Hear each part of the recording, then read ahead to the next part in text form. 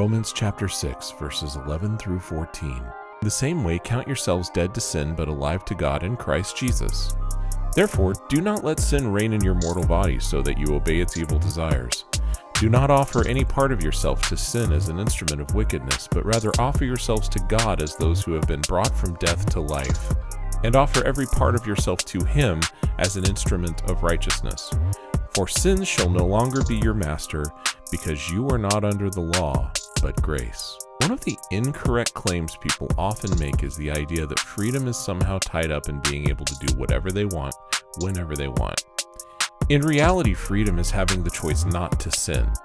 Paul exhorts people to consider themselves dead to sin and to be submitted to and live in full submission to God. In that, sin no longer has mastery or complete and total dominance and dominion over you. Today we hear a ton about the concept of freedom. Politicians talk about it all the time. Preachers preach about it. Songs use the word constantly. But do we really understand the concept? I think a lot of us, myself included previously, define freedom as the absence of rules, hindrances, and timidity.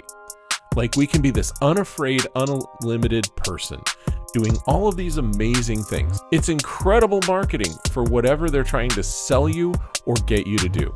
But anything that wants to hit that deep of an emotional chord in you is more than likely just trying to get you to buy or do something. Nobody does that kind of thing unless it benefits them. Maybe we need some better definitions of freedom. First, freedom is not the absence of rules. One of the major selling points of freedom, the way marketers use it, is the complete unfettered ability to do whatever you want with no restrictions. This does not exist in any sphere of reality. No matter where you go or what you do, you are under some kind of restrictive rule. Freedom is the ability to choose what set of rules you will align with. Secondly, freedom is not the absence of roadblocks. There will always be roadblocks.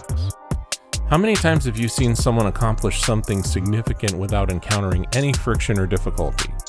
Yeah, me either. Our freedom is not about the removal of obstacles. It's about having flexibility in how we can navigate those obstacles. We have the ability to choose different solutions for the obstacles we face. We are free from default responses. Finally, freedom is the removal of sin, paid for by Jesus on the cross. True freedom is being able to say to yourself in a moment of temptation, weakness, or fear that in every moment you have a choice. You can choose to sin or choose not to sin. You are set free in the spirit man from the compulsion to automatically sin. You can think, reason, and choose God in every moment and season of your life.